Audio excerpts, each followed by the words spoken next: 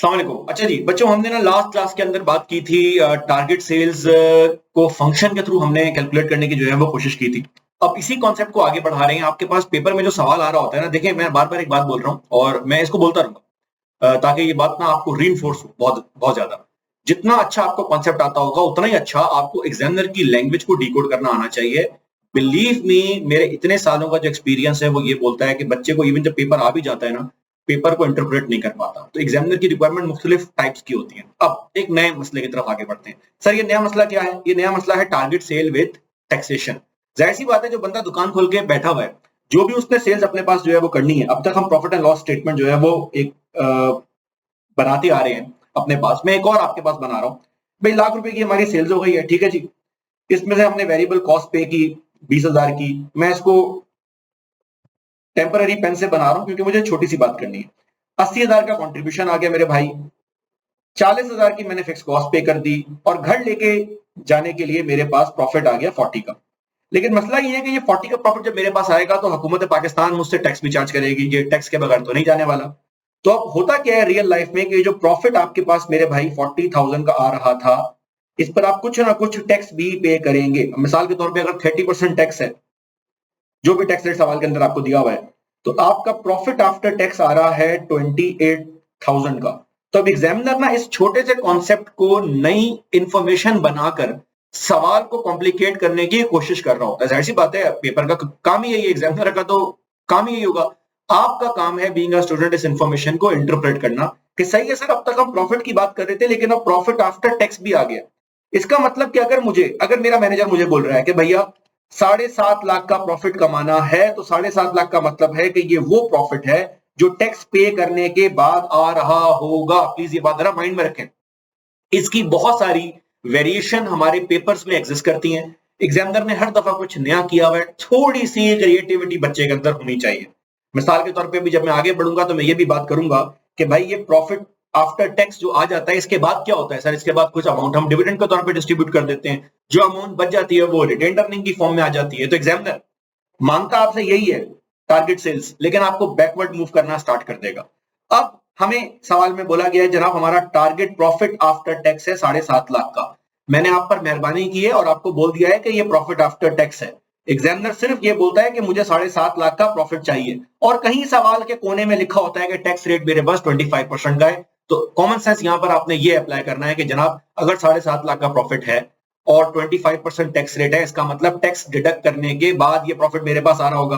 अब इसी चीज को मैं फंक्शन के थ्रू भी सॉल्व करूंगा और इसी चीज को मैं single column profit and loss से भी सॉल्व करूंगा, जो मैंने आपको सिखाया कि दोनों टूल्स हैं, you should use them at your disposal. और एक बड़ा कॉमन सवाल, सर हमें पेपर में कैसे पता चलेगा कि कौन सा वाला टूल यूज करना है? देखें, कॉस्टिंग के पेपर में पैटर्न कभी भी एक जैसा नहीं होता।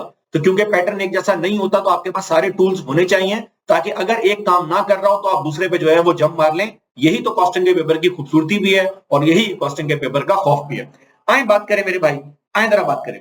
सर मुझे कमाना है प्रॉफिट आफ्टर टैक्स, तो मैं जरा चेक कर लेता हूं। प्रॉफिट आफ्टर टैक्स मैं बैकवर्ड मूव करना स्टार्ट करूंगा और मैं बोलूंगा सही है यार, प्रॉफिट आफ्टर टैक्स मुझे चाहिए 7.5 लाख रुपए का टैक्स पे करने के बाद। अब यकीनन इस अमाउंट के अंदर जो मैंने टैक्स पे किया होगा वो टैक्स मेरे पास 25% होगा, इनके सवाल के अंदर लिखा हुआ है। इसका मतलब ये हुआ कि अगर मेरे भाई मैंने 100 रुपए कमाए, मिसाल मैंने 100 रुपए कमाए, तो 100 रुपए पे 25% टैक्स मेरे पास आएगा और मेरे पास कितने बच जाएंगे? 75। ध्यान कीजिएगा जरा। अच्छा, अगर मैंने 300 रुपए की मेरी हुआ है प्रॉफिट हुआ है और 25% टैक्स है, इसका मतलब 75 रुपए मैंने पे किया होगा और मेरे पास बच गया होगा 225 रुपए। यही बात अगर मैं आपको बोलूं कि भैया मुझे ये तो नहीं पता कि मेरा प्रॉफिट कितना है और टैक्स रेट 25% है और सब कुछ निकालने के बाद मेरे पास 750 रुपए बच रहे हैं, तो क्या आप बैकवर्ड मूव करते हैं? इंतहाई आसानी से मूव कर सकते हैं। सर 25% टैक्स का मतलब है कि टैक्स काटने के बाद मेरी जेब में 75% आता है। 100 रुपए में से 75 रुपए मेरी जेब में, 25 रुपए गवर्नमेंट की जेब में। सर ये 750 को शो कर रहा है, जिसका मतलब ये हुआ कि 750 डिवाइडेड बाय 0.75। तो अगर आप बैकवर्ड जाएंगे तो आपको आइडिया होगा कि जनाब आपको 1000 रुपए का प्रॉफिट होगा ना, तो 1000 रुपए का 25%, 250 रुपए आप पे करेंगे, 750 आपकी जेब पे आएगा। यही पूरी कहानी हम अपने सवाल के ऊपर अप्लाई कर लेते हैं। 7.5 लाख रुपए का प्रॉफिट मुझे चाहिए टैक्स पे करने के बाद, टैक्स पे करने के बाद। तो मेरे प्यारे बच्चों, अगर टैक्स 25% है तो प्रॉफिट आफ्टर टैक्स कितना रहा होगा? सर यकीनन ये 75% होगा जो हमारे पास बच गया होगा। तो 7.5 लाख रुपए, 7.5 लाख रुपए डिवाइडेड बाय 75%, अगर आप अपने कैलकुलेटर में ये वैल्यूज पंच करेंगे तो आपके पास आंसर आ जाएगा सर 1 मिलियन का। इसका मतलब हमें 1 मिलियन का प्रॉफिट बिफोर टैक्स चाहिए। आप इसको चाहें तो चेक भी कर सकते हैं। 1 मिलियन का अगर आप 25% निकालें मेरे प्यारे बच्चों, ये 2.5 लाख का टैक्स बनता है। इसका मतलब ये हुआ 7.5 लाख रुपए कमाने के लिए तुम्हें 10 लाख रुपए कमाने पड़ेंगे, उसके बाद टैक्स पे करके तुम 7.5 लाख रुपए पे आओगे। अच्छा, अब इसी बात को अगर मैं आगे बढ़ाऊं, इसी बात को अगर मैं आगे बढ़ाऊं, तो सर ये प्रॉफिट आपको तब मिलेगा जब आप फिक्स कॉस्ट को रिकवर कर लेंगे। याद रखना, कंट्रीब्यूशन ने प्रॉफिट को भी रिकवर करना है, फिक्स कॉस्ट को भी रिकवर करना है। भैया फिक्स कॉस्ट कितनी है? 8,10,000 की।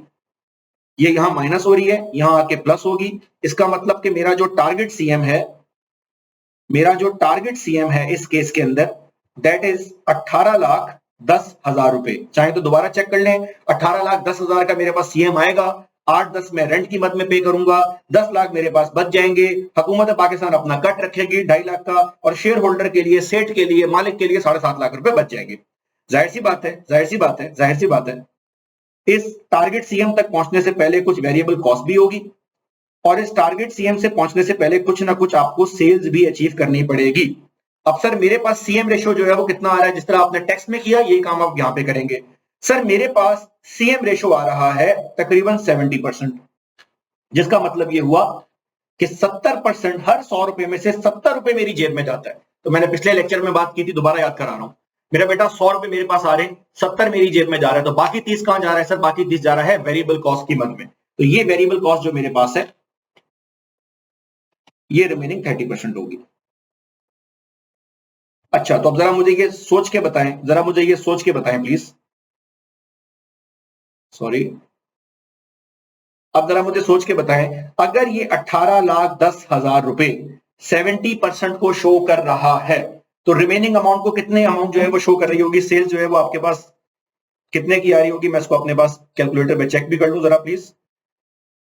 18,10,000 डिवाइडेड बाय 0.7, आपके पास मेरे भाई सेल्स आ रही है तकरीबन 25,85,714। सर इतने रुपए का माल बेचेंगे, इतने रुपए का माल बेचेंगे तो आपके सारे खर्चे पूरे होंगे। आप चाहें तो इसी पूरी कहानी को यूनिट्स में भी निकाल सकते हैं। सर यूनिट्स में निकालना और आसान होगा आपके लिए।